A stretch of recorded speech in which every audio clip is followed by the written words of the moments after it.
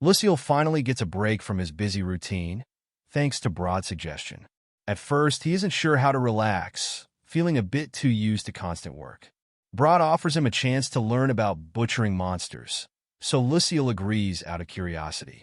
He heads to the butchery, where he meets Galba, a skilled worker who shows Lucille the process of butchering a large boar. Lucille is amazed by Galba's expertise and begins to understand why Broad sent him there, not just to help but to learn more about handling monsters.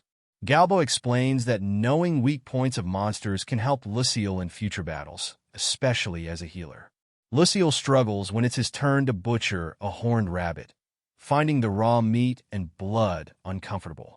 But he manages to get through it and appreciates the hard work involved. Gulgar jokes about Lucille's messy clothes, making him realize how much he takes food for granted. Nanala notices Lucille looks exhausted and reassures him, understanding that the work is tough for beginners. Lucille admits it's harder than he expected and feels the weight of his new life as an adventurer. Later, as Lucille relaxes, he notices his magic training has slowed down and leveling up has become harder, like in a video game. He wonders about Broad's absence, and soon, Nanella, Melina, and Mernell arrive.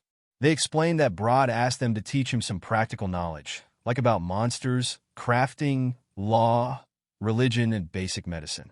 Lucille, though hesitant, chooses to start with law and religion, surprising the group. They explain that Broad wants him to understand the world beyond just fighting. They also share details about their location, Maritoni, and the holy city of Shirul, known for abolishing slavery, which surprises Lucille. As Lucille continues his routine of training, healing, and studying, half a year passes quickly. One day, the guild releases its earnings ranking, and Lucille's guild, the lineage of the White Wolf, is ranked first again. Lucille celebrates with the others, feeling a bit overwhelmed by their excitement. He goes shopping with Nanala, feeling awkward but thankful for her help, though she uses money from Broad to pay for everything. During their shopping trip, they run into Monica, who looks weak and injured. Lucille quickly uses his healing skills and realizes Monica might have been poisoned. She shares a troubling story about a friend who couldn't afford medical treatment and was sold into slavery. Lucille is shocked, believing slavery was illegal in their region. But Nanala explains that mercenaries might be involved, hinting that dark forces still exist, even in places that claim to have abolished such practices. Lucille learns more about the harsh realities of the world when Monica shares that, in some places, the high cost of medical treatment is so overwhelming that people can't afford it. She suspects that she was targeted for speaking out about the issue. Lucille is worried for her safety, but is unsure if she's truly out of danger. Monica mentions a powerful healer, Botticulli, as being involved, which only makes Lucille more concerned, especially for Monica's safety at the Healers Guild. He suggests she stay at the Adventurers Guild for safety, and though Monica is hesitant, she agrees to the plan.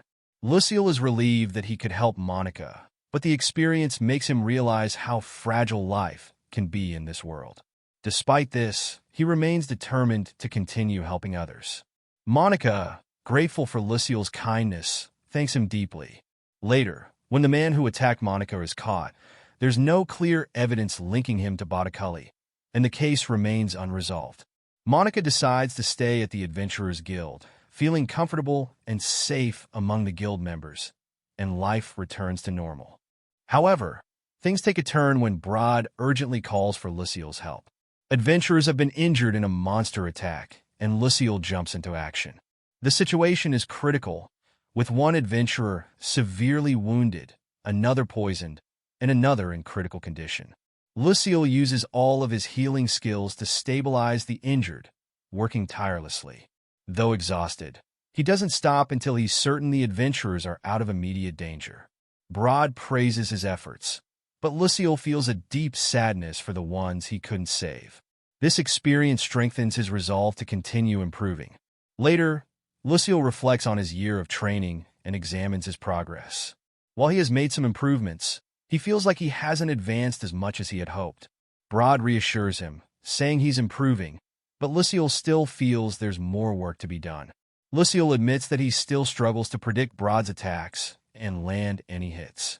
His only spells are healing and curing, which limits his abilities. Broad explains that their skills and experience are on different levels, but reassures Lucille that he's made impressive progress in just 1 year. Lucille feels confident enough to at least escape from monsters if necessary.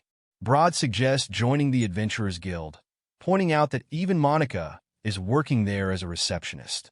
Lucille, however, has different plans. He wants to save money, learn new spells, and become more skilled in healing, so he can save more lives. His ultimate goal is to open an affordable healing clinic. Broad is impressed by Lucille's ambition and supports his decision, praising his determination. Lucille is ready to continue his journey and faces the future with confidence.